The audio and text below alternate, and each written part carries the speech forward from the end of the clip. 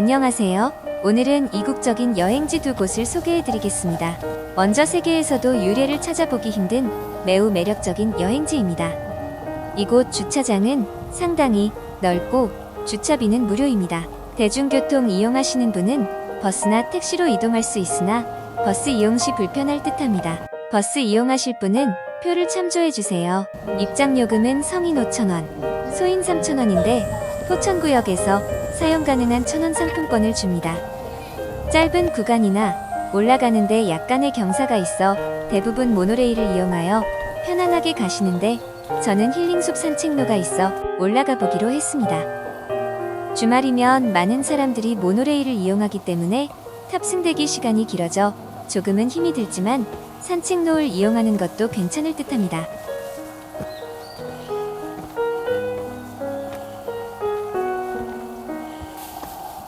산책로는 경사는 그리 심하지는 않고 조용하고 편안하게 다닐 수 있도록 길이 잘 정비되어 있습니다.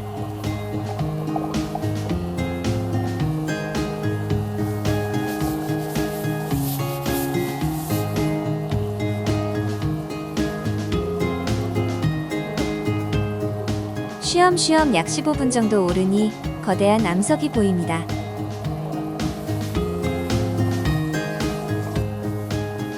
먼저 조각공원을 둘러보았는데 재미있는 길과 포천에서 생산되는 화강암을 소재로 한 돌조각을 포함하여 총 30여 점의 조각 작품이 탐방로 부근과 조각공원에 설치되어 있습니다.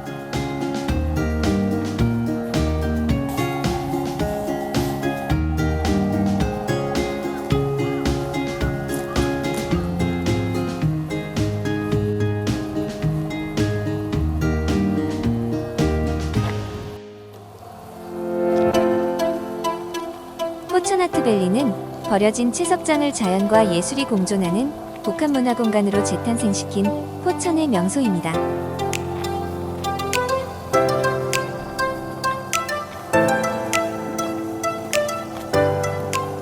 오랜 세월 깎이고 폐어 상처투성이로 남았던 돌산은 폐채석장이 문화예술 공간으로 다시 태어나는데 꼬박 6년이 걸렸답니다.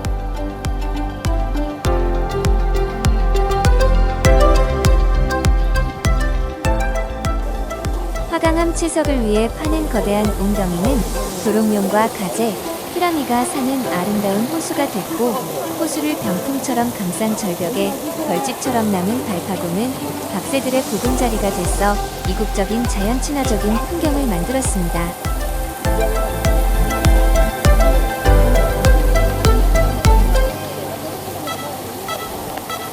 많은 분들이 찾아와 천주호를 배경으로 아름다운 추억을 담습니다.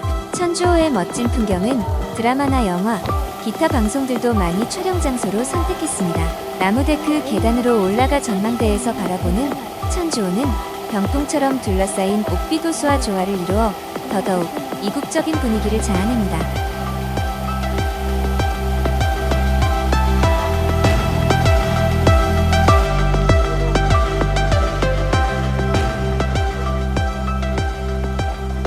천주호를 보고 왼쪽 계단으로 오르면 빛, 바람, 구름의 하늘 정원이 나옵니다.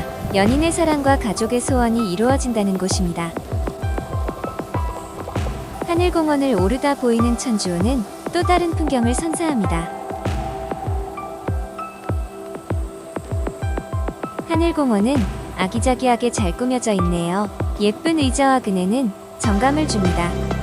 하늘공원 전망대에서는 또 다른 풍경의 천주호도 감상할 수 있습니다.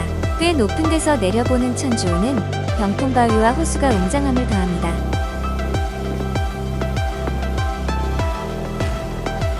공원에는 조그만 산책길도 있고 예쁜 꽃들도 있어 마치 예쁜 정원에 들어와 있는 느낌입니다.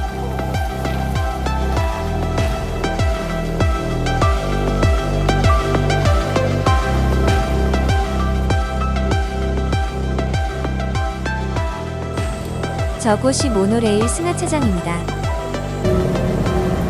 보통 올라올 때는 모노레일을 탑승해서 와서 관람하고 내려갈 때는 힐링 산책 코스를 이용하거나 모노레일이 다니는 길로 하산합니다. 천주산은 하늘을 받치고 있는 기둥 같은 산이라고 하는데 내려가는 길 오르편에 천주산의 기암기석을 선물로 주네요.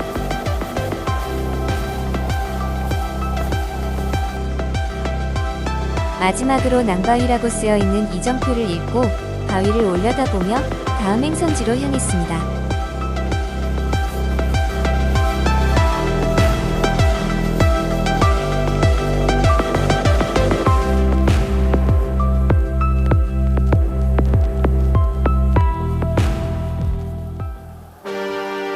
새로 들어선 가람누리 전망대입니다. 아직까지는 위치 검색이 안 되고 있는데 비둘기낭 폭포 건너편에 위치하고 있습니다. 포천 한탄강의 랜드마크가 될 듯 싶습니다. 미리 전망대에 올라 내려다보니 유유히 흐르는 한탄강과 생태경관단지, 저 멀리 하늘다리까지 관망할 수 있네요.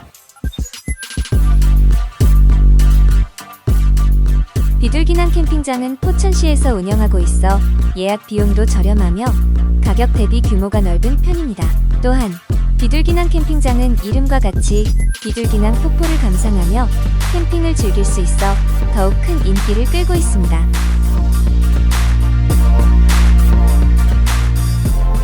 내륙 유일의 현무암 협곡이 힘차게 흐르는 한탄강에 위치한 활경 중 하나인 비둘기낭 폭포는 선덕여왕, 추노, 최종병기활, 백호 등 드라마와 영화 촬영지로 유명하고 천연기념물 제537호로 지정했습니다.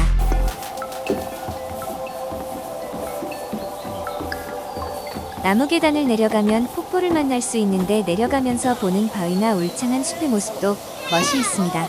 관람 시간은 오전 9시부터 오후 6시까지입니다.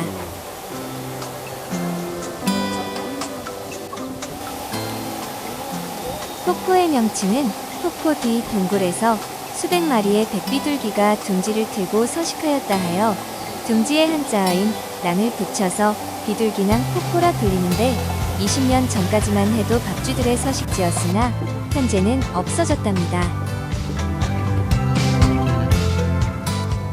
포천 비둘기낭 폭포는 한탄강 하식동굴 중 가장 규모가 크며 하천의 흐름에 의해 생기는 하식동굴로 크기가 점점 커지고 있답니다. 밑으로 내려가서 가까이 보니 폭포에 떨어지는 수량은 적으나 물빛과 폭포를 둘러싼 풍경만으로도 충분히 아름답고 이국적인 분위기가 납니다. 서울 근거리에 있는 두 곳 여행지 어땠습니까? 가족과 연인 또는 친구와 떠나보면 좋을 것 같습니다. 오늘도 시청해주셔서 감사합니다.